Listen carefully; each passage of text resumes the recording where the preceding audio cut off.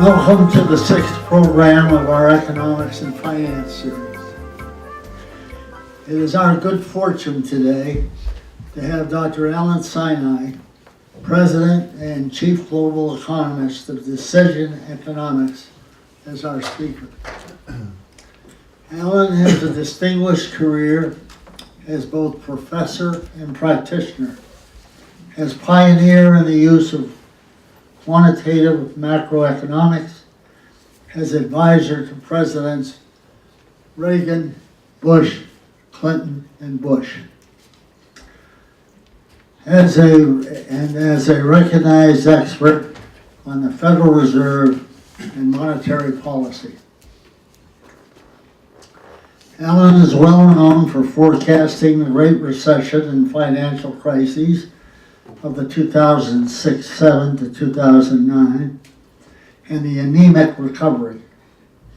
He also correctly called the crash of October 1987, the economic boom of the 90s, and the recession of 1990, 91, and 2000, 2001. And the list goes on.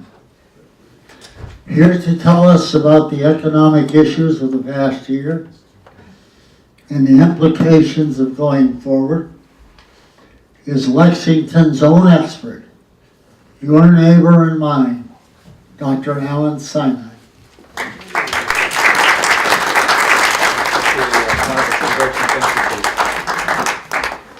Thank you. Can you hear me in the back? You can't raise your hand. I'm only going to use this once in a while. You're not hearing me. Oh, okay. I'm going to try to talk loudly. Again, are you able to hear me back there? Okay.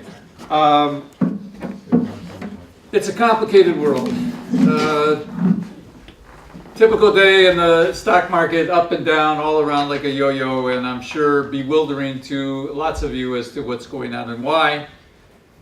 Day by day, we watch the goings on in Washington in bewildering dismay, and what's going on down there, South Washington, where many of us in this community have gone to give advice. I don't think we're welcome down there anymore. The academics are out, the business people and financial people are in. The president runs the government like he ran his business. Let's hope he doesn't run it into the ground, because that's kind of how he ran his business. Now, I just want to let you know that my politics, for the purpose of my work, are quite independent. I am independent, and though I may make fun of some politicians, kid about them, say some very critical comments, you should not take that as an indication of liberalism or conservatism. I'm politically independent and have voted different ways over many different years. I know we live in a societally very liberal community. Lexington, Massachusetts, we have been here for over 40 years. We love it. We love the area, everything about it, the history. But my politics, when it comes to analyzing the economy and financial markets, I have to put politics aside as something that's exogenous. It's outside what goes on. I have to take account of it because there are major implications of what goes on in Washington, what goes on at the Federal Reserve, the people who are in these institutions, even the Supreme Court, in terms of what that might mean for the economy, the future, and what it means for financial markets. But what I want to do today is I don't want to make your life more difficult. I don't want to make it more complicated. I don't want to confuse you. That's what we economists are often accused of doing. I really want to try to simplify as best I can what's going on so you can get a feel for how we, my organization, and I see the future for the U.S. and the world, oddball things that happen, what is going on in Washington policy, how that might impact on the economy, and then what is probably bottom line for everyone in this audience, what it means for your pocketbook, and perhaps probably have a number of retired people here who are living off investments, pensions, whatever. And I think everybody always wants to know what markets will do, particularly stocks and interest rates, and I'll try to give you some look at that. So I want to start with the basic outlook for the U.S. economy and the world economy. It is very bright. Put everything aside, the back and forth in Washington, the North Korean, for a while, nuclear confrontation that we might have had, it's still possible. All that's going on in Europe and with Russia, the terrorism in the Middle East, the horrible things that are going on in the United States from bombers and young people who shoot other people. Step away from that for a moment and try to picture the U.S. and world economy as a kind of patient. The economy is my patient. I'm a doctor of the economy. The economy and markets, it's my patient, and the people who participate in it that I serve as clients need to know what's going on with that patient. Indeed, much of what goes on in the economy is a lot like our own systems. Systems are similar across the board, whether they're physiological systems, economic systems, financial systems, engineering systems. They have lots of things in common. The U.S. economy patient, after a lot of years of looking very sick, having gone through a crisis, huge heart attack, near-death experience. Look, I'm 79 years old in about a week. I feel I am entitled to talk about things that go on in our life that have to do with health as an analogy to what goes on in the economy. And so understand that I'm older than most everybody in this audience. Well, you know, I would never ask a woman how old she is. I heard mainly male voices saying that. And it is true, you know, the men on average are older, at least they used to be, than the women they marry. But the women end up outnumbering the men once you get to a certain age anyway. Let's face it, that's just the way it goes. So I will draw a lot of analogies. And the first one is that the patient, the economy, I was pre-med. I spent a year in medical school, so I know something about medicine, enough to be dangerous about medicine. But if I make an error, my patients lose money. They don't die. And so I think I'm happier I'm doing economics than the medicine, which is a very dicey kind of thing. In the United States, actually, in this area in the country, the practice of medicine is superb. One of the reasons why we're happy living here. But the patient, the U.S. economy, in this business expansion is a phase in the business cycle. There's an expansion, there's an upper turning point, there's a downturn, that's a recession, there's a lower turning point, then there's a recovery, then there's an expansion.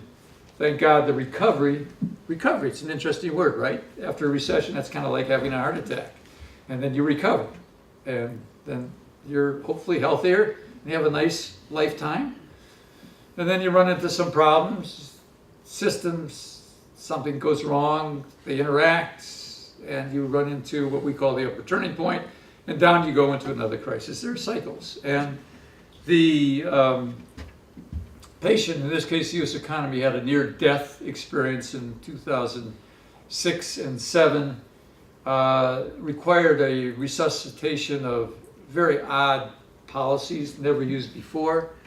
And then on its own, the patient did recover, but with a lot of help from easy monetary policy, very low interest rates, and something called quantitative easing, a special injection of special juice, and years of fixing what was wrong inside of that system, finally got to the point about a year or so ago where, in our view, the expansion, which was a lousy, very slow growing expansion, turned into something much more vigorous. And that's where that patient is now. The expansion is in its 9th year. That's the chronological age. That's really old for business cycle expansions. We have had only 2 others of the 10 or so since World War II that have gone this long or longer. That's, let me put it in terms of a man, me, that's an old man, 79 years old. Supposedly I'm chronologically on the old side. But the economy, what I'm calling the patient here, is functionally very young. Amazingly very young. The statistics we look at day by day on the economy, it's kind of like you're examined by your doc, you go into a hospital.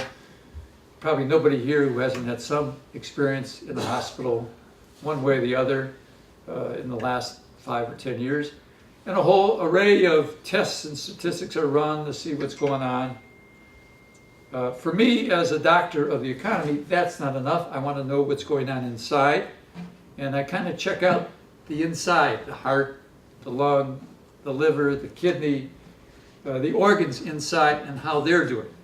And we can do that in economics. Increasingly in medicine, you can do it too with the imaging and the various new techniques of finding out what's going on inside. And inside the U.S. economy, functionally, it looks like it's the 3rd or 4th year of the expansion rather than the 9th year.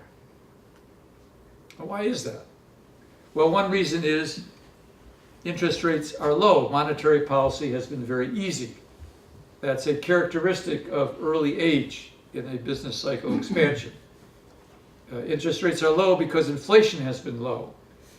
Inflation low and almost going negative, which is also a characteristic of an early stage of an expansion. Lower inflation and lower interest rates help purchasing power. Yes, people on fixed income, retirement incomes are hurt by those low interest rates because they get less income.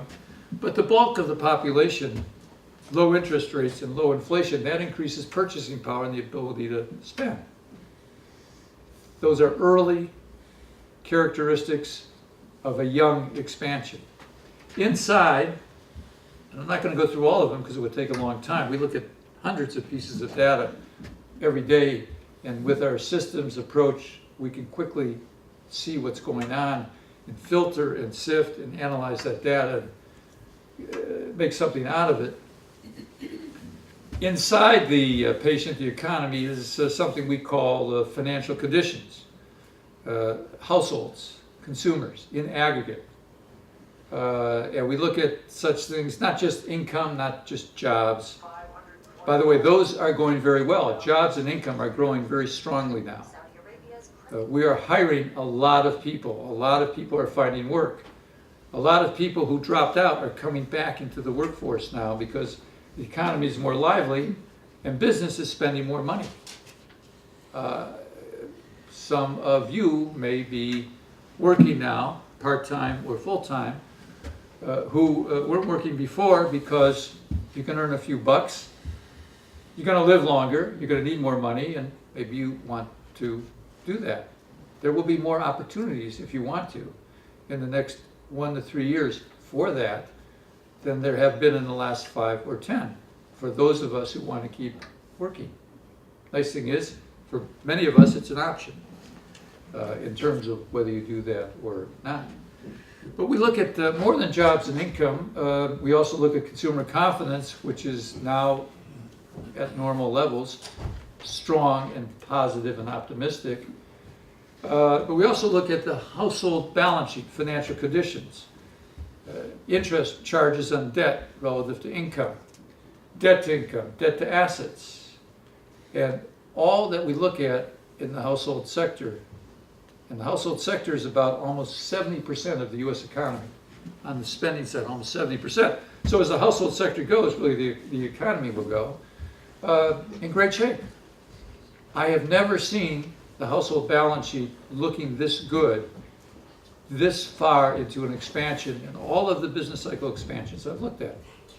So this is a functionally young, in aggregate consumer sector, able and ready to spend, optimistic, with a lot of jobs being generated, many more jobs than most people think we would generate at full employment. It's very, very positive. This is not a old consumer, it's very young functionally. On the business side, that's about 10 to 15% of total spending. The business, so-called business sector, non-financial business in aggregate, sales growth has picked up the last year and a half, accelerated. Earnings growth sharply higher. Companies are spending more, hiring more people, spending more on equipment. The financial side of the corporate ledger is the best it's been in decades. Terrific shape. Interest costs are very low. Debt service is very low. Cash flow is very strong. This is a young aggregate business sector in the U.S. economy. It is nowhere near what it would look like in the 5th or 6th or 7th year if we get that far in the life of an average business cycle expansion. Well, these two sectors, inside, underneath, look functionally extremely healthy. As a doctor of the economy, I'm amazed. But look, the patient had 7 awful years. Real growth in the economy on a GDP basis was just 2.1% a year from 2009 to 2016. It picked up last year, was 2.5%. We are forecasting, and this is a summary statistic, one measure of the economy. It's very imperfect, but as a single measure description of the economy, we are lifting up in the U.S. to a much higher growth path, and GDP each year for us. And this is an optimistic doctor. He's looking at this patient, the insides of it, the data on it, the whole world, policies that are here and coming, and thinking this patient's got another few years to go in top-notch health. Unless somebody unless it has an accident, you walk across the street, some car hits you, or you fall at home, be very careful. All of us at my age got to be very careful not to fall at home. It's one of the dangerous things. Accidents can take us out. Somebody somewhere might walk around with a gun and shoot them up. But X that kind of thing, the patient's in great shape. I've never seen the underpinnings of the U.S. economy this far into an expansion look this good. So when we look ahead, at low interest rates starting to rise, low inflation starting to accelerate, low wage inflation starting to pick up, the Federal Reserve on a course now of raising interest rates as far as the eye can see, the health of the underlying economy, the spending that goes on, the contribution that an increasingly strong world economy is going to make to the U.S. And yes, even look at the policies of Washington. Strip out the nuttiness of Washington, because smart people will ignore that and do the right thing in the private sector, and hope that the nuttiness doesn't infect the whole society. I have to be very optimistic. The glass is not half empty, it's half full. The GDP growth we're projecting, and you should know it's above consensus, it's above the figures the Federal Reserve gave us yesterday after their meeting, is about 3% growth this year. That's up from 2.5% last year, led by strong consumption, stronger business spending than we've seen before. We're going to see some more government spending that we haven't seen for years. That's going to happen in the spending bill that we think will be passed in the next couple of weeks. Our exports, our trade will suffer a while, but should do better. Production is strong in the manufacturing side of the economy. That's with 3% growth, up from 2.5%, and up from the 2.1% a year for 7 years. That was the first 7 years of this expansion, 2009 to 2016. The summary measure, 2.1% a year. That's terrible, by the way, when you look at that historically in the United States. We think we're up to a 3% world and beyond. Next year, 3.5% growth, and the year after, a little over 3. 3 more years of excellent functional health for the patient that I look at, all things considered, the U.S. economy. Well, if that happens, again, this is a doctor that has an optimistic view based on science, research, a lot of experience that guarantees nothing. We all can be wrong, even if we've been right all of the time. We approach our work in a zero-based way. Every day is a new day. Evidence will change my mind and my associates' minds quickly, if the evidence is for real. We have to sort that out. But it looks very positive, very promising. On that growth rate, which is faster than the ability of the U.S. economy to grow on the supply side, we should expect inflation to pick up. Price inflation on the various measures that are looked at has been running very low for a lot of years. Well, you know, on subpar anemic recovery expansion, 2% a year growth for all those years, why would we be surprised? Not enough demand to pull prices up. When we look around at the world of technological change, why should we be surprised that inflation has been low? Look at all of the things that are going on in technology that tend to keep prices down. I have a student here today, Miss Johnson. I think she got here by an Uber from Boston, where I do some teaching and lecturing. Well, it's cheaper.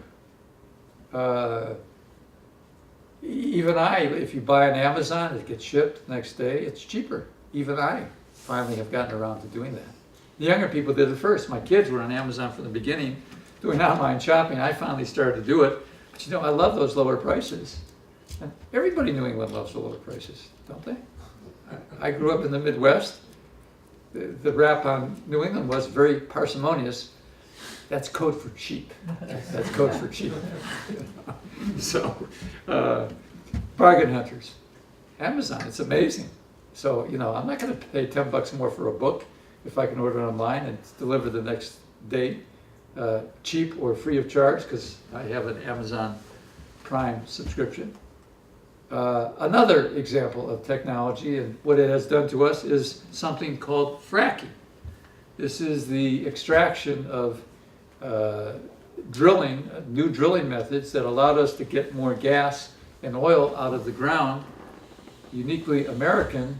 It's not technically a disruptive technology change in the way that Clay Christensen of the Harvard Business School describes it, because it actually was not cheaper. It's more expensive. But it allowed the United States and U.S. energy companies to get a lot more gas and oil out of the ground to produce more. The companies managed to get through the big drop in oil and energy prices and to stay in business. And now the U.S. is close to the #1 oil producer in the world because of fracking, mainly fracking. We're able to produce more at a lower cost than our competitors. A technological change. Technology is amazing. We're really good at technological change in the United States. It's one of our great jewel gems that we are always at the forefront of technological change. And it has made a huge difference in our ability to produce in oil, the cost of energy, and all of us are paying less in our utility bills because of this than we would otherwise. When the next round of higher oil prices occurs, it's in process now as part of inflation. The U.S. will be near or at the top of the heap of the beneficiaries. I will no longer say that on rising energy prices, the U.S. might have a recession. Actually, when that now happens, because we are so big in the world, in the production of crude oil, I will want to buy the U.S. and invest more in the U.S. because we are a powerhouse in the world supply of oil now. Russia is the #1 producer, Saudi #2, we're 3. There are some estimates that we'll be #1. Wow, what a change. Technology did that. Look at Apple, the iPhone, the iPad. Look at that change. Look at the apps on the internet that allow us to quickly shop and compare prices everywhere, not just in the US, but around the world. I don't like it. I have an apartment in New York. I rented. I had a particular, not that I rented, but I wanted to rent out. I had a price. Nobody came to see it. I went online on Zillow, and the rental price for the equivalent apartment was $500 less than I had to go down $500. What about our houses in Lexington? You do the same thing. They're equivalent prices. You can shop for anything anywhere now. That has a depressing effect on prices. It's amazing. So technology and the very weak demand and growth of the economy for years has kept inflation very low. The other side of that is our purchasing power. Those of us who are working and earning money, or even on pensions, even though interest rates were very low, we're getting very little interest income, still purchasing power rose. Well, low inflation with central banks having a target, this is new since 2012, of getting inflation higher to something the central bankers call price stability. A goal of 2% inflation. Inflation has been below that for years. Probably this year will go above it. They're starting to raise interest rates. But easy money has been easy longer. Low interest rates, funds availability, because inflation has been too low, not a typical result in a business cycle expansion. We're expecting inflation to move from the 1s into the 2s over the next 1 or 2 years. With that will come rising interest rates. That happened yesterday. Our expectation is there'll be 3 more this year. The Federal Reserve yesterday told us they expect to raise interest rates another 2 times. They're thinking maybe 3. It will depend on inflation. Our thought is there'll be another 3 hikes, 1/4 point each, in short-term rates, so that for the first time in many, many years, the interest you earn on money market investments will be halfway decent. A year from now, 2 to 3%. It's been essentially nothing for years. So retired people will benefit from that. And because many of you have paid off your homes, don't have mortgages, don't have debt, I hope that's the case, you're going to really benefit and feel much better. And if you want to work, listen, I'm going to go to Starbucks and learn how to make those super dry cappuccinos that Alan Sinai likes to drink. It's tricky. I'm envious of the baristas who can figure that out. Give me a bone dry cappuccino, lots of non-fat foam, loaded up with non-fat foam. Starbucks, they know all about that. There are a lot of people like me that come in there. Every other place, they can't do it. I'm going to, when I want to, I don't know, what are they paying, $15 an hour, $10 an hour plus health care? That's okay. When I retire, I'll go work in Starbucks. If they can't, by the way, they can't turn me down because of age. That's age discrimination. They'll have a suit on their hands. Then I will really make money. I'm going to turn the lawyers. But I got to tell you, the only lawyer I'll hire will be a retired lawyer, 85 years old. So that lawyer will have some work and make some money off the money I get from Starbucks if they refuse to put me to work and I really want to work there. So, it's a wonderful world. It's a wonderful world. But with that higher growth and the growth of the supply side of the economy, which we are thinking will pick up, in part because of the tax cut stimulus that's coming in, should come higher inflation, but not runaway inflation, not on the 3-year horizon we're looking at. It could happen, probably it would be farther than that. Well, with that kind of growth rate, and with cash-rich companies, and opportunities all over the world, because the global economy is picking up in growth too. Japan is doing better. China is doing a little bit better, no worse. Europe is doing a lot better. The UK is not doing well. The developing countries are doing a good deal better. The world economy is picking up. We're gonna have a lot more people finding jobs. We're gonna have a much lower unemployment rate. The unemployment rate, which currently stands at 4.1%, which is very low by historical standards, we are thinking we'll get as low as 3.6 by toward the end of this year, and the low threes the year after. That's pretty low. That means it's going to be a tight labor market. We're not used to that in business or otherwise. It's changing. That means people are going to have to pay more to get people in. I think before I pay more, I'm going to hire out of Walpole. That went on in the late 1990s. Don't you remember? All the people in prison who were being hired in the private sector because we ran out of people and have more jobs. We're moving into that kind of situation. There are anecdotal stories of this already. That means wage inflation will go up. Consumers will feel good because wage inflation is rising. They'll spend more money. Jobs have been averaging about 200,000 a month so far this year. We think that's about double what we really have to do to maintain full employment. So suppose we have new jobs of 120,000 a month on average. 100,000 people a month on average find jobs that weren't working before. Wow, that's a terrific story in terms of how people feel. And they're going to feel like they don't have to kill themselves looking for a job anymore. The jobs will come looking for them. That kind of shift. That kind of unemployment rate says that's what we should expect to have happen. Well, just this part of the world I've described for the U.S., we call it a new normal. The new normal is much higher growth than we've seen before. We are rejecting the very pessimistic view that the U.S. is over, the view of secular, some good friends of mine, colleagues of mine, secular stagnation. We're looking at a cyclical upturn in growth that could actually last more than a year or so, probably several years. And with it, a more normal kind of business cycle situation, a more normal patient than we have seen in years, where that patient was recovering from open heart surgery, which for those of us who have had that, it's like being run over by a truck. You don't recover overnight from open heart surgery. But you know you do recover with the right medicine, right treatment, the good doctors, and if you take care of yourself and your body, you recover.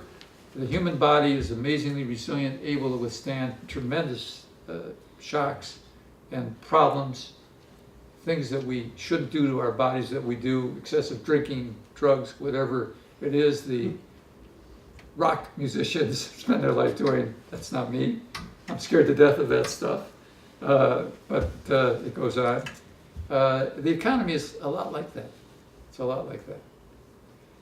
It looks very, very bright. But with that kind of view for the next 1 to 3 years, what typically follows the kind of picture I've presented with just a few parameters: stronger growth, rising but gradually so, and then maybe more so, inflation, low unemployment, a tight labor market. Typically you see increased profits, and the stock market prices earnings, future earnings, uses interest rates to do that in a fundamental valuation approach to stocks. And so the stock market on average should go up and typically makes repeated new highs in the stage of the business cycle or the stage of life that the patient I've described is in. It's a more normal, functional set of things we should see. Also, during this stage of the business expansion, we see rising interest rates because inflation is rising. And the job of central banks is to make sure inflation doesn't get out of hand. Right now, central banks, our Federal Reserve, the Bank of Japan, the European Central Bank, the ECB, their job is to get inflation up because for the first time in history, they have an inflation target, a number. It's 2%. As long as inflation is lower than that, their job is to get inflation up. But someday inflation will go above that, and then they'll want to keep it down.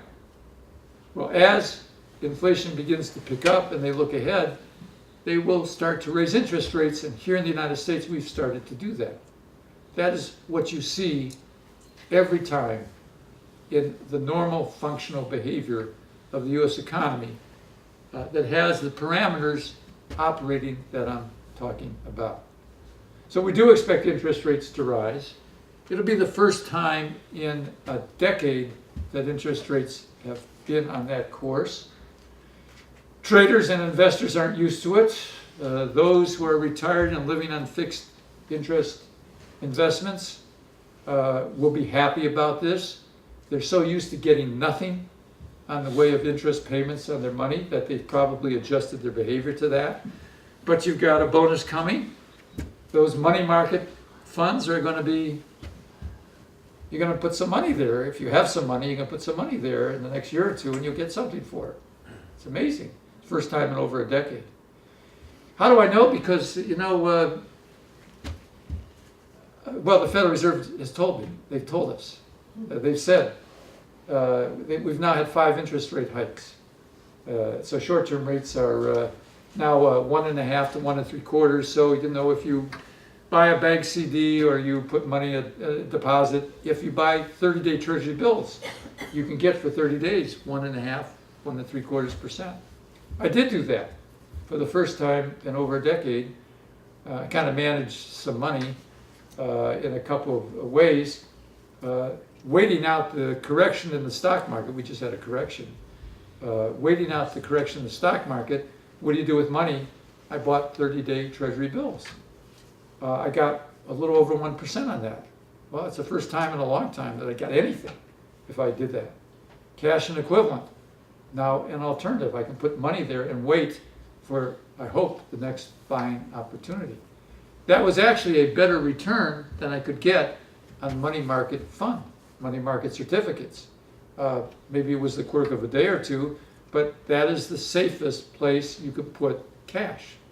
Treasuries, short-term treasuries, short duration. It's like a light goes off. After all these years, cash and equivalent is beginning to be an alternative. Well, think of cash and equivalent a year from now in the 2 to 3% range, depending on whether you want to take the risks that are associated with the money market funds that have in them the securities of a lot of banks. Well, the banks are very safe. They're not going under at this stage. That'll be good money. That'll be safe short-term money. That's one of the reasons, by the way, what I'm talking about, why the stock market is having trouble today and had trouble for the last couple of weeks, because cash and equivalent for the first time in a decade will be an alternative to stocks as a place to put money. Interest rate jitters. The economy will do fine, even with interest rates a lot higher than they are now. But initially, in a more normal business cycle situation, a functionally operating in good health economy, we always get corrections in the stock market from interest rate jitters. And there's a fundamental reason for that. Cash and equivalent's an alternative. It's the first time. Not all money will go into stocks because there's no other choice. You have a choice.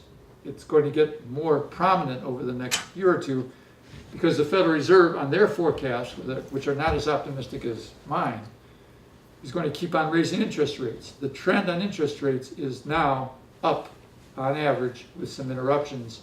It's what we call a bear market in bonds and in fixed income. We haven't seen one of these in 15 years. Nobody's used to it. Totally different. It's scary in the stock market. But the kind of picture I described in terms of growth in the US and the world, and the earnings that will generate for companies when you value equities as an asset class.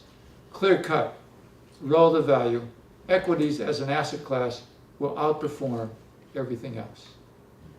We just happen to be in that period of time now where we will have more corrections, more concerns about rising interest rates and the impacts. And I've just given you one of the fundamental reasons why we do worry about rising interest rates in terms of thinking about the stock market. This worry did not exist for a decade because interest rates went to zero. And indeed, the central bank did more than that. For the first time in history, they actually entered the market and bought securities directly to keep interest rates low. It was called quantitative easing. They increased their balance sheet of holdings of mortgage-backed and treasury securities to keep those interest rates low until the patient got better. But the patient is better now. They see that. They don't have to do that anymore. So they're very slowly withdrawing the adrenaline. In Massachusetts and Colorado, I forget the state of marijuana usage in Massachusetts. I know what it is in Colorado. We just came back from Aspen. You know, everybody's happy in Aspen. I mean, everybody in the street smiles and says hello.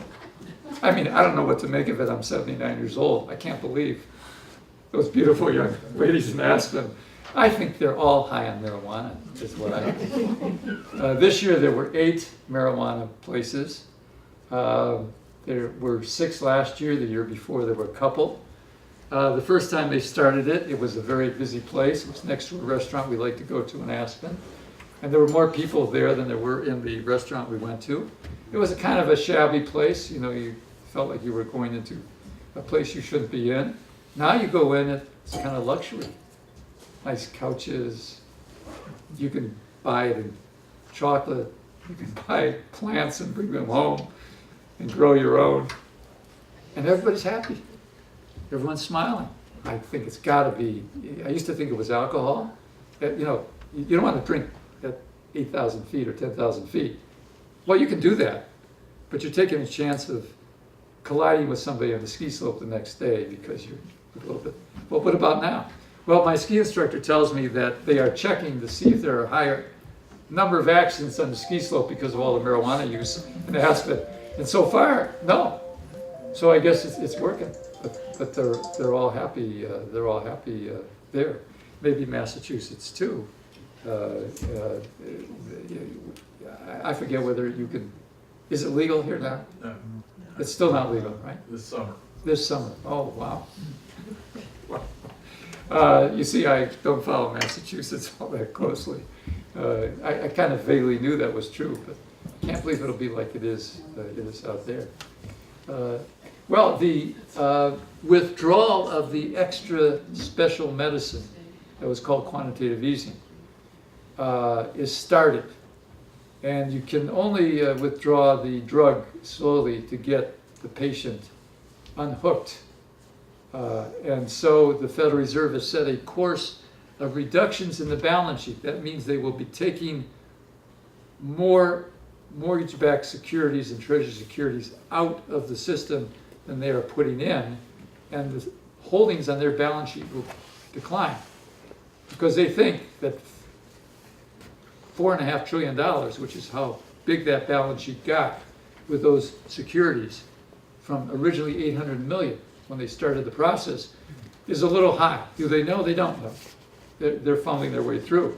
But what we do know is that as they withdraw, and it will get increasingly so over time, the net withdrawals, that is a force to lower fixed income prices, to raise interest rates. And along with the interest rate increases that they're telling us they're going to make, it is a given that over the next few years, unless the economy does something really bad on their forecasts, which are not as optimistic as mine, so ours may not, the ones I'm giving you may not happen. But if the Federal Reserve forecasts 2.7% growth this year, our number was 3.1. Next year they're 2.5. We're 3.5. Wow. I'm going to explain why we're different. The year after, we're in the low 3s.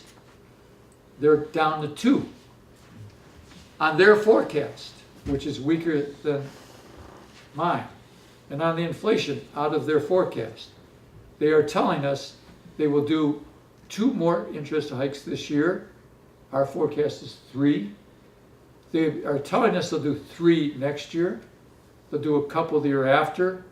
And by the time they're through on short-term rates, we'll be up another 2.5 percentage points. And of course, short-term interest rates affect long-term interest rates. So they will go up maybe 3 percentage points. So over the next few years, the Federal Reserve's plan is such that mortgage rates should be about 3 percentage points higher than they are now, if it happens. Now, it could be they would raise rates more. On our forecast, maybe more. On their forecast, that's their plan. It will very much depend on inflation and how inflation goes and how far beyond full employment we get and how tight that labor market gets. So we'll see what happens. But it is crystal clear. Interest rates on average are going to rise. And it has pluses, it has minuses, but that is a very clear trend. No forecast is for sure. Things can happen. Your protection against me being wrong and telling you this in this emphatic fashion is to stay tuned. We don't have services for individual investors. We work for institutions. So, you know, I can go away, and if I'm wrong, I won't show my face in Lexington anymore. Go hide out. And I go to the next town and sell my stuff in the next town until they catch up with me and they send me somewhere else to sell my stuff somewhere else. Yeah, I'm going to stop in a few minutes to take all questions on that. So what am I saying to you? I'm saying the economy in the U.S. looks good. The world looks good. We're seeing a world that we haven't seen for years. It's a very prosperous world. It's happy time. Interest rates are going to rise. At this stage of the business cycle, on average, stock prices rise. You have a lot of volatility, a lot of correction. We're seeing that now. What goes wrong? Well, what goes wrong are things that have to do with politics and geopolitics. Accidents that can happen that knock the patient out, injure the patient. And inside the patient, something goes wrong in one of those organs. You have a piece of plaque that breaks off in the LAD artery and get a stroke or a heart attack. Things happen. What are those things? Well, we worry about such things as nuclear confrontation with North Korea. That's quieted down. Why is it quieted down? Well, who knows? North Korea is kind of unfathomable. The South Koreans, and I see them every year, tell me they just want a seat at the table. However, I'm a bit paranoid, and I watch that nuclear development and the tests, the ability to hit Japan and the US, and I do worry. So that's part of the geopolitics and the risk.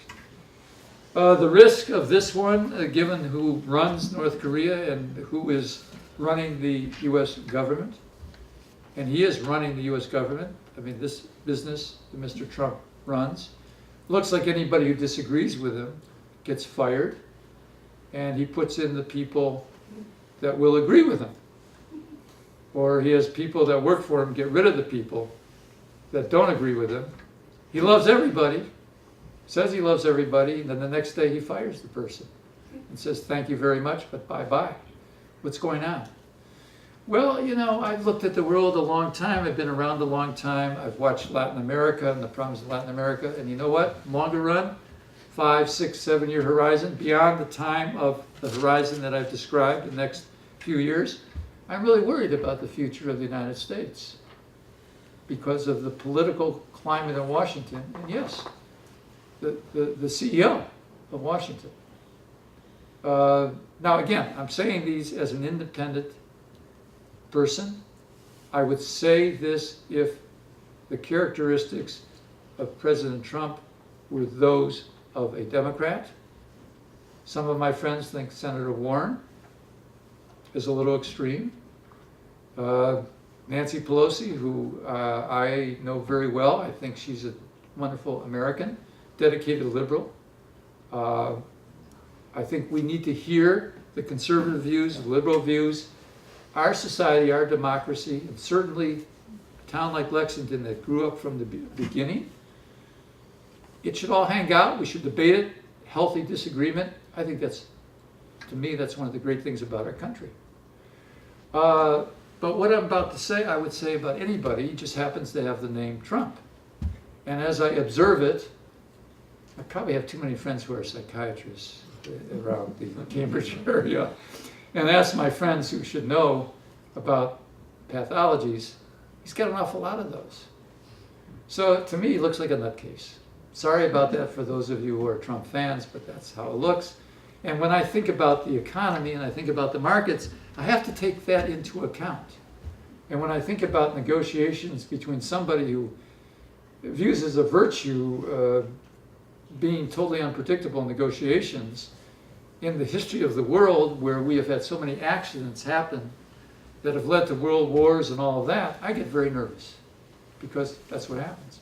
When I look at somebody who runs a country firing everybody who doesn't seem to agree, and look at some of the leaders of Latin America who have done the same thing, including stacking the central bank so the central bank would win elections for them, I get worried for the long run. When I look at global warming and we're doing nothing about it, I get worried about the long run. I don't want our house in Lexington to be underwater, selfishly. We're on Martha's Vineyard. We're on a hill, so we think we'll last longer. But you know what? It's going on. It's incontrovertible scientifically. They're paying no attention to that. And the person who's running Washington, and Washington itself, is filled with fights with one another. And this has been going on for years. The Washington part of our economy, this is not a new comment by me. I've said it for years. With Republicans in power, Democrats in power, it just looks beyond repair. To me, Washington is psychologically sick. People go there to fix it, and they become part of the problem. It just doesn't operate the way the rest of the economy operates. Consumers do the right thing, business does what it does. Everybody in this room does the right thing with regard to their family. Washington has a different game, a different set of objectives, often counterproductive. It's not just Washington, it's lots of political centers. But at the moment, ours, from the point of view of a global perspective, looking at the rulers of China, Japan, Europe, we look really bad. And I hear that all the time as I travel the world. And it is a problem. So this particular problem can upset the apple cart of this very nice picture. How? Well, we went through a Nixon impeachment process and a paralysis in our government, and we kind of lucked out. He resigned before he could get impeached. There really was obstruction of justice. It was criminal. It was a 2-year process, a long process.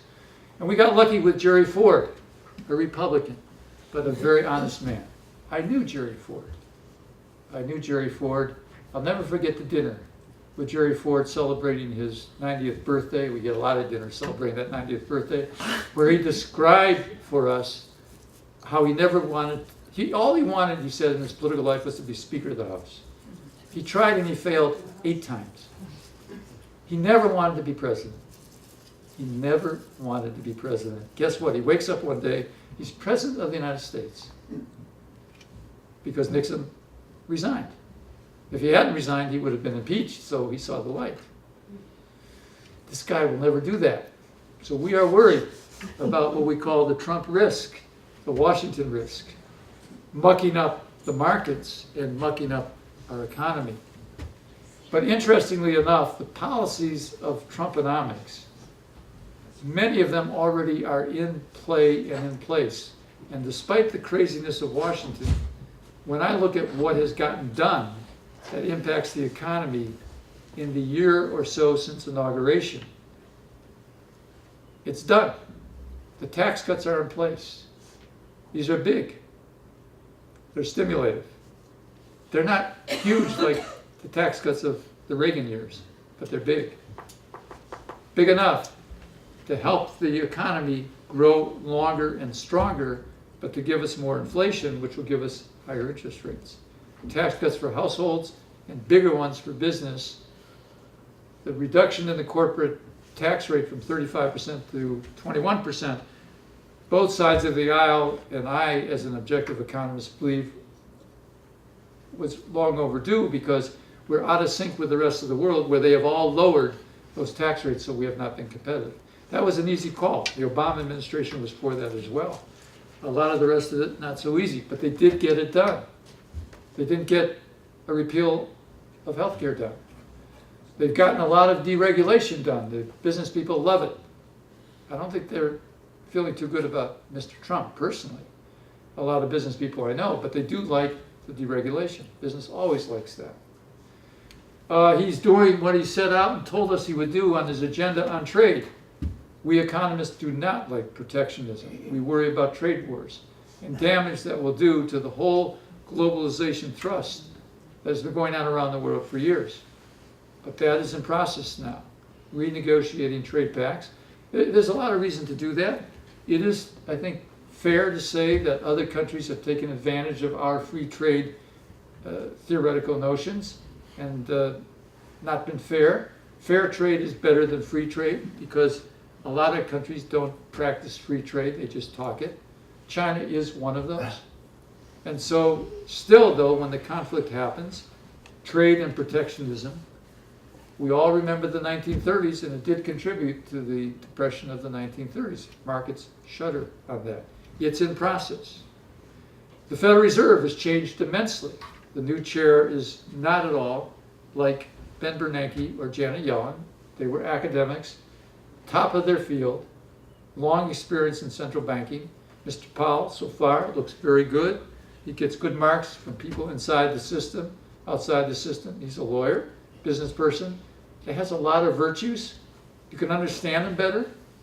He's quicker, he's more succinct. He was 15 minutes shorter in his testimony yesterday than Bernanke and Yellen. And we all know that economists talk too long and too much. We know that. We economists know that. But we still violate it every time. So, the Supreme Court, oh yeah, on and on and on. And let me know and we'll send you. A lot already has happened. I am amazed, given the craziness of Washington and everything, ranging from Twitters to fights to the women who are accusing the president of what they're accusing them of, to his own very loose mouth that his lawyers tell him he should shut. I'm amazed at how much has actually gotten done. So I have to look at what's gotten done and what that means for the economy, and you've just heard what I think is going to happen. Business is getting, next year, I'll just give you one example. I'm going to close very quickly and take questions on anything. Business is getting three kinds of tax cuts. Number one, the statutory rate goes from 35% to 21%. That's already in place. Companies like Apple don't pay 21%. The effective rate they pay is 7 or 8%. But they were for lowering the statutory rate. Why? They know that by keeping all that money overseas, they're allocating funds only because of taxes and the tax cost. They don't really want to allocate funds that way. They want to use it another way. So they're happy with that reduction in statutory rate, and lots of companies are going to be very happy because they are paying more than 21%. There is a one-time tax on bringing money home for companies. We think there's over $3 trillion accumulated in assets held at subsidiaries in other countries by our corporate, our non-financial business sector, over $3 trillion, because it's a no-brainer. You run a company, you're going to pay a statutory rate of 35%. The effective rate will be less, nevertheless. It's still sizable. You set up a subsidiary in another country, you run some revenues and earnings through that. You pay taxes there, you don't pay US taxes. The money sits there. If you bring it back, you'd have to pay a statutory higher rate. If I'm on the board of a company and the CEO doesn't do what I've just described, then I have to vote to fire him, because he's not saving money for the company, he's not maximizing value for the shareholders, he has to do that. And if I'm on the board and I'm a shareholder, then I want him to do it, because what happens if their tax rate is lower, the earnings go up, stock prices depend on after-tax earnings, that's how they get priced. Stock price is higher, I own stock, CEO has a lot of stock, a lot of restricted stock options, gets rich, tens of millions of dollars, it's going to happen. You're going to hire the best lawyers out of Harvard, Stanford, Yale, pay them whatever you have to pay them, assign them 20 hours of work and say, save me tax money, go set up something so we can avoid paying US taxes. Well, that 15.5% tax on money overseas, if you bring it home, is a one-time tax. It's a bargain. So of the 3 trillion or more overseas, we figure 2 trillion comes back. We do have a 2004 experience to go by. That's going to be 15% of a couple of trillion, it'd be about $300 billion. That will go to our treasury, and the companies thereafter will pay 21%. They'll keep that money home. They will stop doing all this stuff overseas. Until Ireland or Bermuda or some other country lowers the tax rate, then they'll do it all over again. But the money will stay home, be used in the US, bring us some more people, they'll spend more on capital goods. Yes, they'll buy shares to up their stock price, they'll do more M&A. They'll use the money, it's a huge injection of cash flow. Another part of the tax cuts are the expensing of equipment spending. A lot of that is high tech, new tech. You can fully expense it. This is in place for 5 years. That's going to save tax money. That's cash flow. The cash flow of corporations, they're loaded. They were already loaded on their balance sheet, even more. And the biggest impact occurs next year. Now, if I see that and I know that, and it's in the numbers, why would I think the economy will die next year? They're getting so much money. They're going to hire some people. They're going to spend some money on the stuff that shows up in GDP. And they're going to work to up their stock price. Then you and I, if we own some of those stocks, may make a little more money, and we spend some of it. We don't save it all. That goes into the economy. I don't think it's rocket science. Other things may take us down, but not that. These tax cuts will be stimulated, and maybe so much so that we'll have unwanted inflation and interest rates will have to go up a lot. The problem for the markets, and for the economy is if we have, and this is our domestic risk, I call it the Trump risk, a real clash in Washington, constitutional and other, a firing of the special prosecutor who is working toward finding out everything he can find out about what went on, and a fight in Washington. That happens, financial markets, stock market will have a correction beyond what we've had. If it lasts long enough, our work and history tells us it may affect confidence, it may affect spending, could have an economic impact. Probably what I've said, since it's so rare, won't happen, but we have to watch it as one of those things that can go wrong in the picture. The more fundamental thing that worries us is inflation picks up too soon, too fast.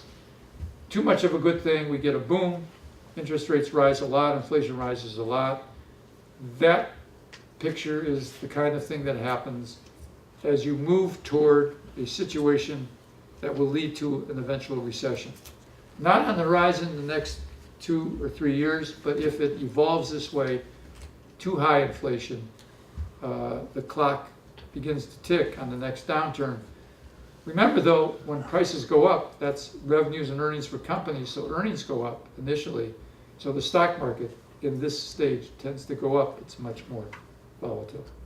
Well, what have I told you today? Things look bright. We have an old business cycle expansion, like me, old, and in my mind I'm functionally young. That's in my mind. But you know, better to think that way than the other way. And so we've got a long way to go in this expansion, another several years. When I'm asked in the survey the odds on a recession in the next year or so, I say 0. I've been saying that for a long time. Before the Great Crisis, my odds went up to over 50, 60% before it happened. We could see it coming. Just the opposite of what I'm describing now. Excesses in the system, overdoing it, it had to correct. Sooner or later you have to get back to equilibrium. The prospect for the U.S. and world looks bright, increasing prosperity, lots of jobs, low unemployment rate, more inflation, higher interest rates, higher stock market, but more volatility, more corrections, and a lot more attention by all of us to watching what we have to watch to make sure that we stay healthy and that we have enough money, one way or the other, to finance however it is we want to live. What I'm telling you is it should be enough. The economy should be on your side. The tailwind is at our back, and we're going to have what we have not seen for years. So people are shocked when I say this. We're going to have a few more, at least a few more, depends on what goes on, prosperous, increasingly prosperous years. May be too much of a good thing. We worry about geopolitics, we worry about politics, particularly the oddball situation in Washington now. I've never seen anything like it. In all the years I've been doing this, lots of political risk. This is what I call a black swan event, if you know what that means. His election was a weird thing, and strange things are happening. Some are good, some are not. But I think it's an easy call. The president is not somebody that we would hold up to our kids, to members of our family, our grandkids, or anybody as an example of what somebody should be. And at the end of the day, if in one way or another America doesn't reject that, then I'm going somewhere else, because it's all wrong. What I'm saying is the behavior has to be divorced from the politics and the policies. They're okay. Yes, I know they're conservative, they're more Republican, they're supply side. A lot of people in this room don't agree with that. This is not a societally liberal administration like the Obama administration was. Totally different. But the way in which we are represented as a nation, if we don't reject that one way or the other, then there's really something wrong with this country. I will then talk about 5 or 6 years from now, worrying about us becoming Latin America. I'm nervous. Look, I'm Jewish. We remember what went on in Germany. And when the person in charge gets rid of everybody who disagrees, tries to take over the FBI and the CIA, keeps putting his people in, don't you think a Jewish person gets a little paranoid? You don't have to be Jewish to get a little paranoid. You can get paranoid on that kind of behavior. Thank God for the checks and balances of our system, the Founding Fathers. But I think the jury's out. I have to be agnostic on that topic. There's too much complacency that I see, which we saw in the election in 2016. That guy can never win. Look what happened. Now, I like the policies. I believe in tax cuts stimulating the economy. I think we had too much regulation. I'm saying something different. The guy at the top, I will probably have a glass of wine if 2 or 3 years from now he's not there. Now, nobody should repeat that outside this room, please. So let me stop and just take really quickly questions you have. We have time and questions, and I'll give quick answers. Yes? Well, how does the national debt figure into all of this? The question is the national debt. How does it figure into all of this?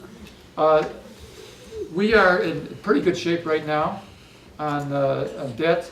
So the analogy that might be helpful is all of us have been in debt or are in debt. And the more one we know most is mortgage debt. So how onerous is mortgage debt? You have interest on the mortgage debt, and if you lose a job, you have no income to pay the interest, you got a problem. But even then, if the value of your home, thank God we live in Lexington, most of us, home values have been going up, that supports the debt. So you have to think of debt relative to the value of the asset.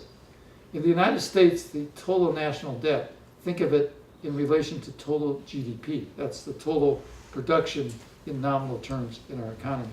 So the debt can go up. The absolute level of debt goes up. National debt, it is going up. Record highs, record highs. But if, as a ratio of GDP, it is under control, we can pay the interest service on that debt, and we can cover it if, God forbid, something happens. The debate should be over deficit to GDP and debt to GDP. Right now, the deficit to GDP ratio is a little over 3%. On our calculations, it will go to 5 or 6% of GDP. We are not thinking that's out of line. Interest rates are low. The outstanding debt as a ratio of GDP, depending how you calculate it, is running 90, 100%. There's no magic number. It could be, in Japan, it's 240%. Japan is growing slowly, but it's growing. The economy has not collapsed. Cyclically, we can handle it. What will be a problem in its longer run is if and when interest rates go up a lot, and then the interest charges, just like, if you've got a fixed rate mortgage loan now that's set for the next 2 or 3 years like I do, I'm not worried about my monthly payments. But when I go to refinance it, if mortgage rates are twice what they are now, my monthly payments could go up 50%. I won't be able to afford it. I won't have the income to afford it. I'll have to sell. If I have to sell, lots of other people have to sell, the prices go down, and the debt that they have on their mortgage relative to that asset will become onerous, and they'll have to quit spending. So it works that way on the national level. And what markets do when they see debt service that gets out of line, and they begin to wonder if a country can grow enough to pay debt service, then in the markets, they sell the sovereign debt of that country. And you have a crisis. Countries can't raise money. Now, in our country, most of our debt is sold to us, so we pay for it ourselves. But there are plenty of foreign holders of U.S. securities, so that if what I've just described were to happen, debt service interest getting very large as a percentage of GDP, and the GDP a recession, then I'm a foreign investor. I'm going to sell U.S. Treasuries, and that's going to make the interest rates go even higher, and then we have a problem. But not over the time horizon of the talk today, the next 3 years, we don't see it. There's another side to it. If we grow at the rate that I'm talking about, 3% a year, as opposed to 2% a year, we're going to generate a lot more tax receipts than we would have if we grew at 2% a year. So there's a case to have more growth. Because what happens?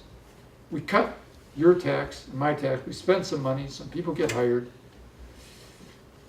corporate profits improve, and we get a job, we get more income, we're going to have to pay something out of that additional income.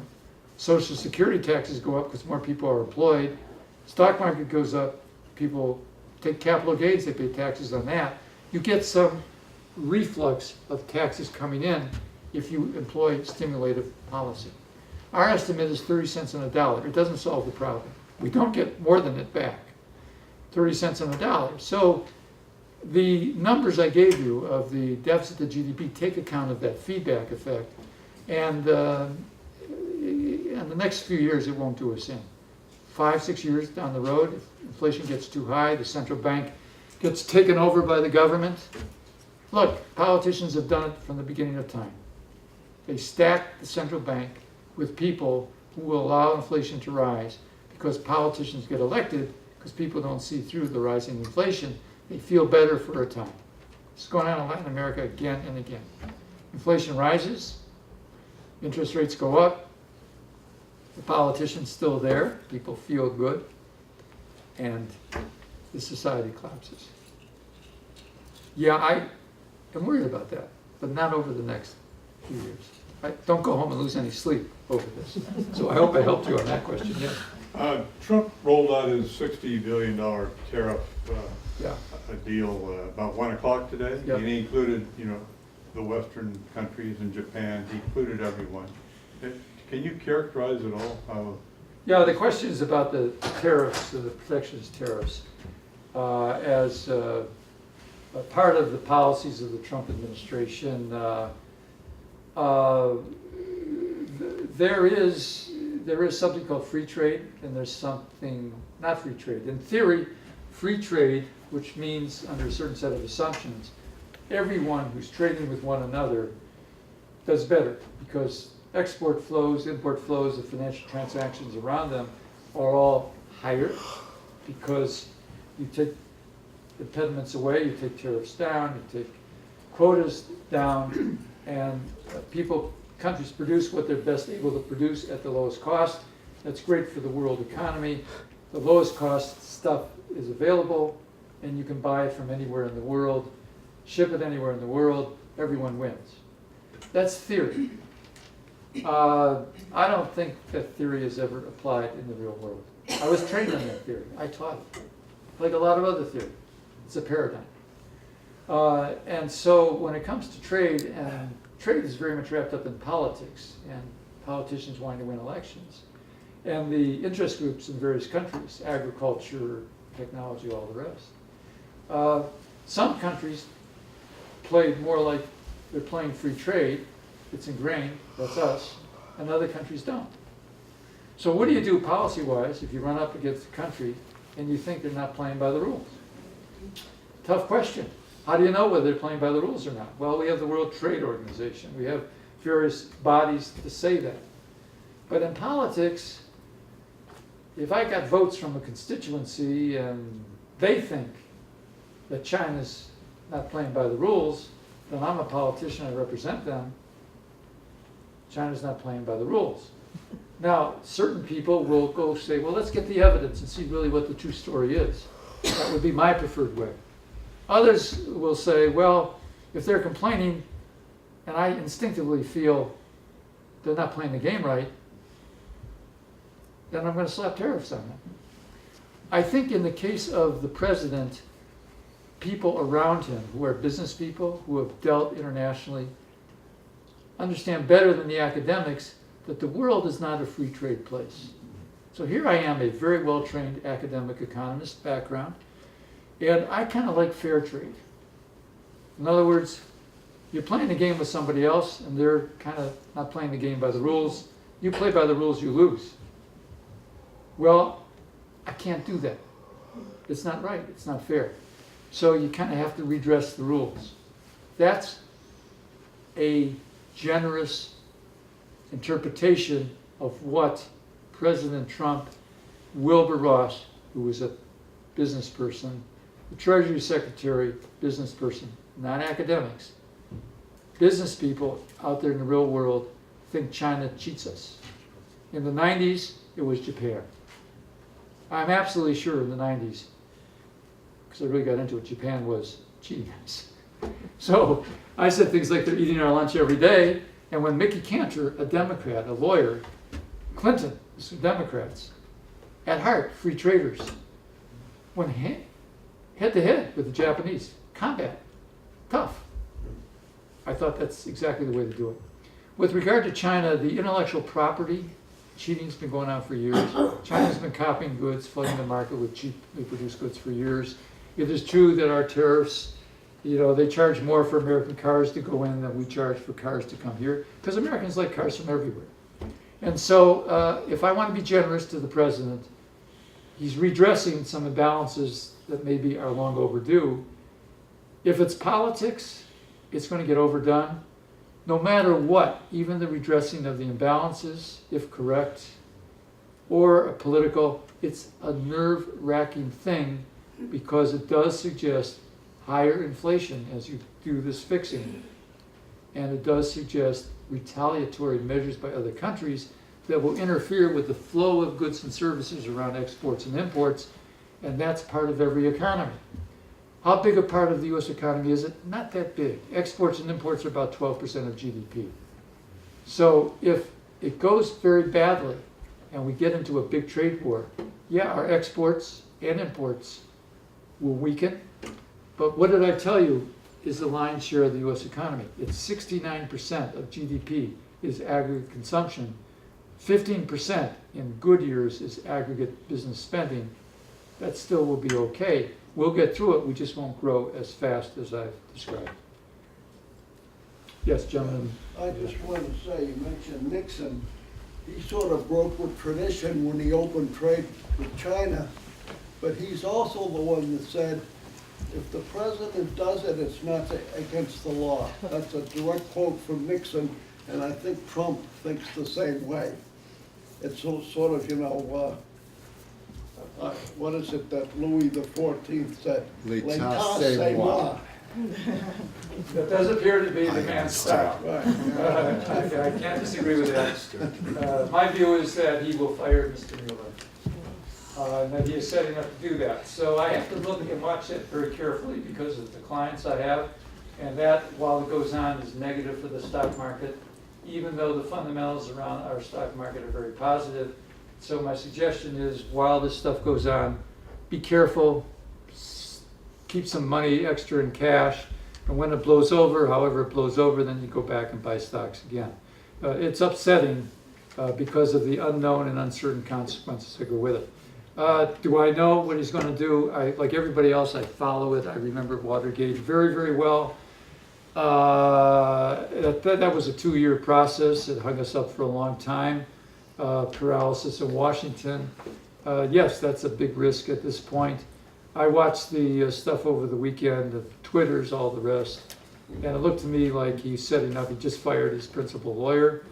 He looked up, he's setting up to fire Mueller because he thinks the president can do that. The Republicans say if you do that, you're going to have a constitutional crisis. I'll take them at their word. I think the country will be up in arms. Maybe I shouldn't say this. Did any of you used to watch? You can admit it. It's okay. That's great. Celebrity Apprentice or whatever it was, The Apprentice. It was an entertaining show. You're fired. You're fired. You're fired. Why doesn't he just go back and do that? I pay him to go back and do that. Yes, you had a question. You mentioned the 3% growth in cards in the next 2, 3, 4 years. Where is the labor going to come from? We are fully employed, unless, that's my question, you predict higher productivity growth. Yes, it's a good question. Where do the workers come from? Well, the last report gave us an increase in the labor force participation rate, contrary to a lot of forecasts. What happens is a lot of older people that are sitting it out and other people who thought there were no jobs are coming back in. And as time goes by, more and more programmers are trained. I mean, do you go into Starbucks in town? Do you see all the people there? It's wonderful. I do it too. I work there, make calls. It's free office space. It's great. When Starbucks starts to charge $1 an hour to sit there, think of all the money they'll make. You can buy the stock.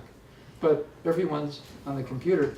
Well, when our labor force is going through a transformation, the greatest jobs growth is in the area I mentioned. It's in healthcare and healthcare services. Look at the audience here. We demand a lot of services. Lots of people can put their work on that. The labor market transforms itself as the economy transforms, gets over and adjusts, and then there are more jobs. There are more jobs. Even robotics puts people out of work. Look where we are now. Everywhere we go, is there person that answers the phone? Is there anybody directing us at the airport to get what line to get into? There are robots, dummies that do that. But we still add more jobs. The other place it gets from is all those people who have dropped out because they thought there were no jobs. The private sector will train them, put them to work. They don't need to have PhD degrees. And so we're going to get people coming from that direction. On productivity, I have a minority view that productivity is a lot stronger than most think. In macroeconomics, we use GDP to drive our measured productivity numbers. When I look at profit margins of companies, they're near record highs.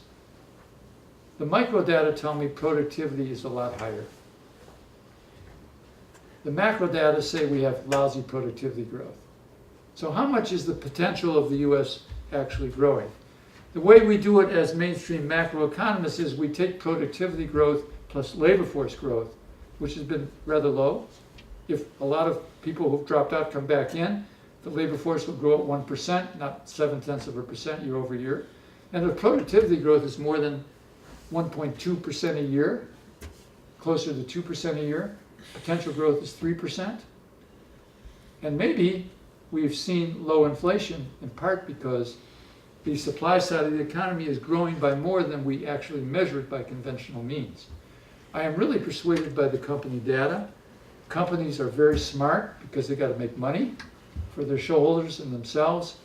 And the implied productivity that comes out of those profit margins is huge for the non-financial corporate sector. So I think productivity growth is mismeasured low, that the supply side of the economy is growing faster than you read about or than mainstream economists, people trained like me or that I've been trained by or taught, and that it's actually higher. Will the tax cuts help? It really should. It really should. We should see more capital spending by business efficiently done that in terms of capital per unit labor raises that ratio. That's a more conventional source of increased productivity growth. That is to say, some supply side response. But potential growth doesn't rise that fast, nor as fast as aggregate demand does with these tax cuts. So they will be initially inflationary. So the answer to your question is, where do we get them? Increased productivity growth. But we get them mainly from people coming back in who dropped out.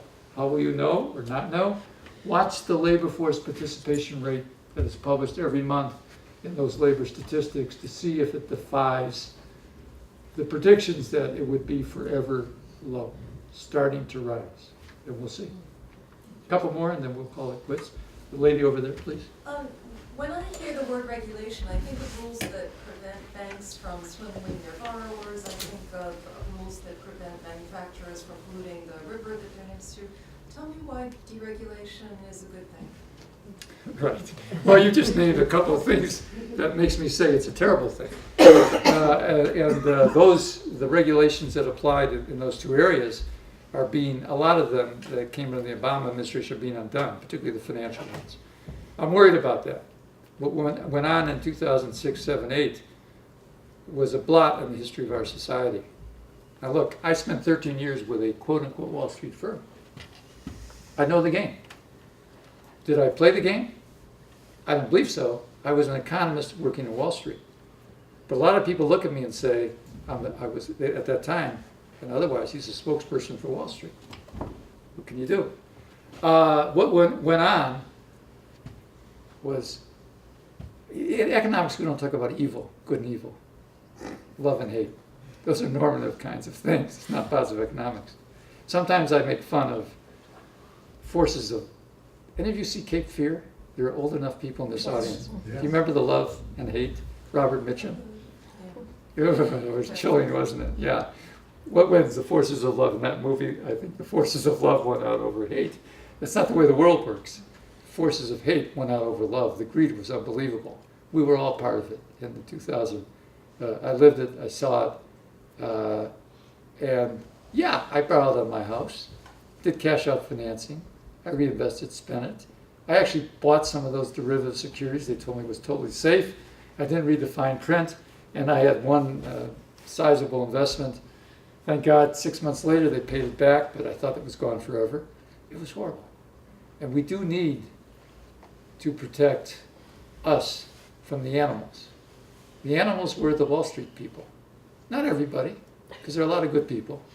But the spirits and animal spirits of Wall Street, in the name of making money, unbelievable.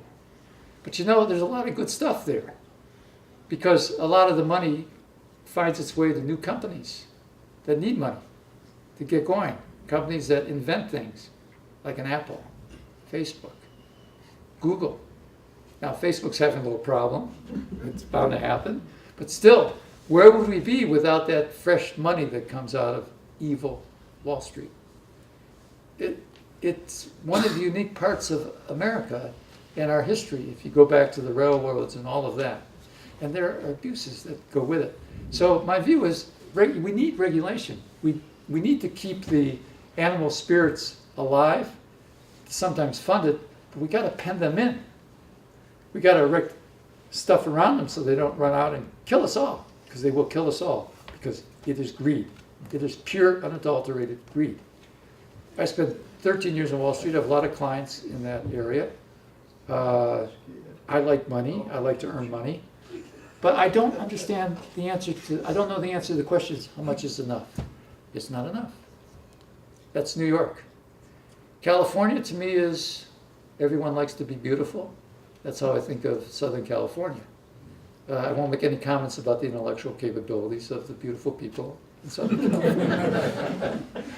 This area, it's all about winning a Nobel Prize. It's very academic. You go to Logan Airport, you look at the people in Logan Airport, look how they look. Go to LAX, look how they look. Go to New York, look how they look. New York's all about money. And you've got to have regulations. But then how does a society properly do that, given the kind of political system and all of its complications? Very hard. So I listen to Senator Warren, and I am a fan, a lot of people are not, fan of Senator Warren. She is articulate, she's a liberal, she's a spokesperson for just this kind of thing. She is absolutely right. You've got to have that protection. At the same time, I listen to business people who go through piece of paper after piece of paper. The banks are so tied up that they don't want to make risky loans anymore, because everywhere they look, they got paperwork, they got regulations, stress tests, this and that, capital requirements. A lot of that was needed. But did we overdo it? What does history teach us? Whenever there are abuses and we have terrible things happen, our system overdoes it. That's a lesson I think I have seen in history. So I expected an overdoing of it. And then the politics change and we regress it. So a lot of the deregulation that's going on, I know the business people like. This is a pro-business, pro-growth program. It's great for the stock market. It is good for the economy. It's part of that growth rate I told you. It's going to help put a lot of people to work. But if we don't, at the same time, if we lose all the regulations, particularly on the financial side, the side that you mentioned, the two areas you mentioned, it's going to hurt. It's going to hurt. Now, I don't know, what the right mix is, so I can only make general statements like, let the animals run around, but keep them in the pen, so they do what they should do for our society and for the welfare of our people. And I was one of those animals. I lived in Wall Street. My colleagues, they were great. They were people I bonded with. Lots of honest people. But the game got control of them, and the system was very deregulated. So where was the regulation? Alan Greenspan, a very good friend of mine. I had 88 one-on-one meetings with Alan Greenspan. I know him, know his philosophy. His theory is risk is self-regulating, so that the markets will, he's an Ayn Rand, free competition kind of guy. He is societally conservative, no doubt about that. He's married a woman who I don't think is that way. They are very happy, as far as I can tell. It's wonderful. I am societally liberal. And so he and I had some wonderful conversations. He's a Republican. I voted much more for Democrats in my life than Republicans, though I have voted for Republicans. And so we had some wonderful conversations. It wasn't just economics. But the thing that intrigued me was risk is self-regulating. Now, I lived in a world where what my colleagues did and everybody in that world did, clients, it's not self-regulating. They're clever. They sold off the risk. So it's not self-regulating if you don't have any risk. They invented a whole bunch of securities and pitched them in such a way that all of us swallowed it in the name of higher returns, low risk, and they passed off the risk. It's the oldest game in the books. It's like the 3 shell game where they move the pea around. It's snake oil sales. And I called it out. I was on, what's his name? He's no longer being allowed to talk at WBUR, On Point, Tom Ashbrook. And I remember during this time I said that this was snake oil sales. And he looked at me because I was, in his view, a Wall Street person. He looked totally shocked that I would say something like that. that's the way it is. Buyer beware. Buyer beware. So I don't have any good answer to your questions. It's not being paid attention to, those two areas. But a lot of things that are very costly to business, that might make them raise prices that you and I would have to pay, are being undone. And that's probably a good thing from the business point of view. But on the societal stuff and the risk of the same kind of thing happening again, but in another form, it's going to happen again. It's built into the DNA of the system, in my view. I've been doing this 4 decades plus. I've studied country after country, politics, financial cycles, financial crises. The business cycle is the business cycle. It is endogenous to it. People get greedy. Societies and politics overdo it. Then they underdo it. Look at our history. That's a lesson of history. So it's going to happen again, but it'll be a different form. And my only way I can help is to protect people and warn them about it if I see it. A couple more. Yes, the gentleman right on the right, my right. Yes, you. Please. I don't know which one you're talking to. You. Okay, good. Boo. Two. Boo. Can you talk a little bit about Jonathan Sachs' philosophy and income redistribution and how you feel that'll impact the economy if such a thing needs to happen? It's about Jonathan Sachs.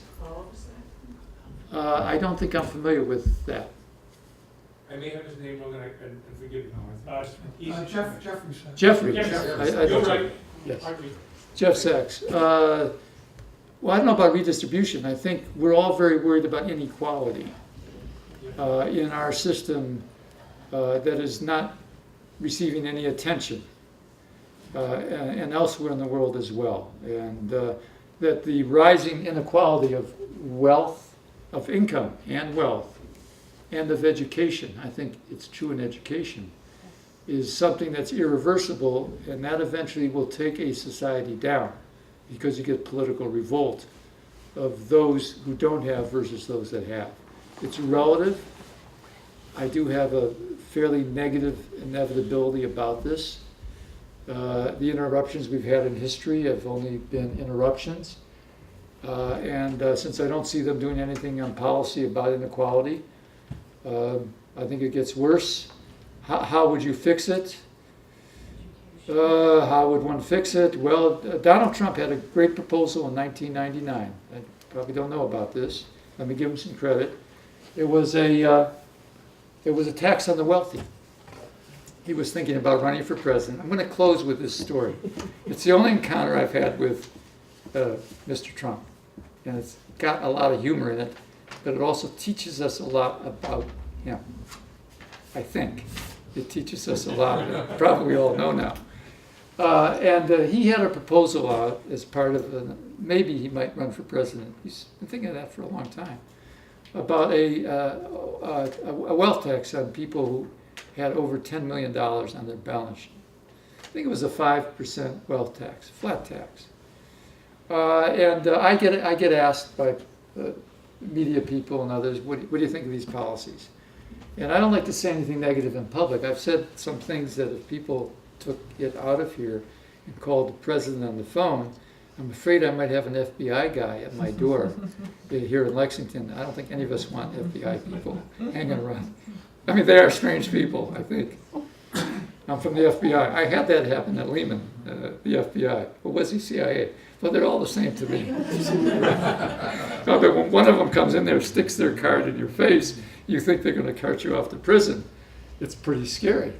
But anyway, he had this, and my comment was, because I don't like saying anything negative, it was an idea that was worthy of consideration. That's pretty innocuous, right?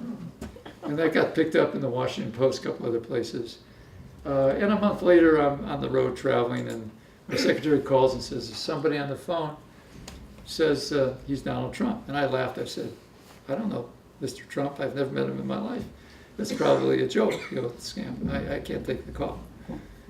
She calls back another couple times. She said, "He's on the line. It's Donald Trump. He's on the line himself. Call him." And so I said, "Okay, I'll take the call." And on the line was Donald Trump. And he says, "Alan, you're a great economist. I've been following your work. This is 1999. I never forgot this conversation. You can see it. This is a true conversation. You're a great accountant. I've been following your work for years. You do a great, wonderful job. I thought to myself, I don't really believe anybody. I thought to myself, this guy's a salesperson. Now, I did know about him. I have to confess, I read lots of papers and journals. I've taken information from everywhere, anecdotal. I want to know what everybody's thinking. I can confess that I had a subscription to the National Enquirer once. Twice, I think my daughter gave it to me because I don't like it anymore because they always write about who's going to die. And at my age, I don't like to see that stuff. And so I don't subscribe anymore. And then, by the way, it disappeared. We think the postman in Lexington took it. Didn't show up a few times. Anyway, so I knew him from the tabloids, Marla this, Marla, whatever was going on. And he hung out in Aspen. We were skiing in Aspen at the time. He was, he was what he was. So there he is on the phone, and I said, well, thank you very much. He said, and I noticed that you said something very positive about my proposal. Well, I thought to myself, but didn't dare say. Positive? It was probably just not negative. That was the best of the quotes about that policy. Actually, there was, think of it, a wealth tax. That would reduce inequality. And so I said, well, Mr. Trump, it's an idea that I thought and think is worthy of consideration. He says, my rich friends don't like me. The people who really like me are the construction workers, the man on the street, ordinary people. And I thought to myself, this guy's got to be kidding. He claims he's worth millions. He's after Forbes every year to buff up that number. He's lying. I thought he was lying about the numbers. I still think he's lying about those numbers. Well, he lies about everything. We know this is not news to you. So, and I said, it's got to be kidding. But that's what he said. I understand them, they understand me. My rich friends don't like me, and they don't like this proposal. Well, that I could understand. I said, well, and I try to be helpful. I said, look, the one thing you want to be sure about, if you have enemies, and you just told me you do, is that these days they can hire a graduate student, and if your numbers aren't right, they find that your numbers aren't right, and they crucify you. So make sure you got the numbers right. Have you got the numbers right? Oh yeah, those numbers are right. I knew they were not. The numbers didn't add up. And he says, oh yeah, we got a lot of economists working on it, but you don't know any of them. And then he closed by saying, look, thank you so much. If I can ever do you a favor, don't hesitate to call him. Now, since I thought he was a total bullshitter, I didn't call him. I did think, though, in my Walter Mitty head, that maybe, I needed a $100,000 client.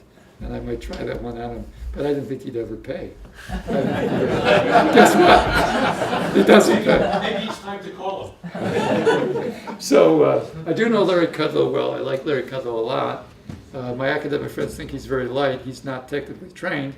My guess is he'll get on well, because he's a solid Republican. He'll get on well with the president. Gary Cohn is a Democrat, and good for Trump for having some Democrats in there. He never would have reappointed Janet Yellen. Janet Yellen is a very liberal Democrat. Her husband's a Nobel Prize winner. And he's not at home, certainly with intellectuals and academic types.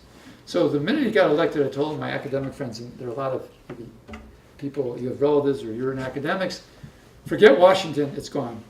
You're not going to get asked. There'll be different types of people running Washington. That's been a good call. Look at who's running Washington. But that's the Donald Trump story. And it's very interesting that when he started to run and got serious about the election, I took it very seriously in terms of the Republicans not waiting too long before they tried to stop it. But he did beat 15 people. He did win the election. He did figure out the underlying unhappiness of a lot of constituencies in America. Mrs. Clinton did not get that. So he did talk to the man in the street, the construction workers. He still talked to his rich friends, who most of whom thought he would reform once he got in. He hasn't changed. So he picked up something that is fascinating from the point of view of history, a chord and responsive chord in America against probably, in retrospect, a fairly weak candidate. But why the weakness? Well, look, this is an intellectual audience. The very fact that you would have somebody like me in says something about your interest, intellectual nature. And we've lived here for over 40 years, so we know what it's like. You know, my best friends are very liberal people. So what I tell them, at the risk of losing friends, is don't make the same mistake. The mistake is you're smart, you know you're smart. Some of you know the answers even before you ask the questions. That is deadly for ordinary people. I grew up in Detroit. The streets of Detroit, ordinary people, factory people. My father came from Russia, Poland. He had no education. He worked 18, 20 hours a day to give me a chance at education. I am here by accident. I have no idea why, what your gracious introduction said, all that happened to me. Other than I worked hard, honest day's work for honest day's pay, I always try to serve people in the best possible way. But one thing I do know about that part of the country and a lot of ordinary people, they really resent the arrogance, intellectual arrogance of the Northeast, where all the smarts are, where there's a kind of feeling that you run the world. That is deadly in politics. And he just somehow got that. So we got to give credit where credit is due on that kind of thing. But for the Democrats who don't want to see Republicans win and want Democrats to win in the November election, and for the Democrats who want a Democratic Party president, I say, don't make the mistake of thinking you know all the answers. Play the game the opposite way. You know nothing, and make sure all those constituents are touched. Obama was a genius at that. He was a genius at winning elections. He beat the Clintons. He had 2 terms. He really had it figured out. The Democrats lost that. Mrs. Clinton was on TV with Sonny Bono. Not Sonny Bono, he crashed into a tree in Aspen years ago. That's the husband of Cher. With Bono, the U2 guy, having a great time. She was with and he was out there in Iowa, Michigan, states that he ended up winning. Everybody was surprised. That guy is smart. So, you know, he could end up one of those Latin American despots. You've got to be very careful. You've got to be very careful. Well, I'll close on that. Just don't repeat that I said.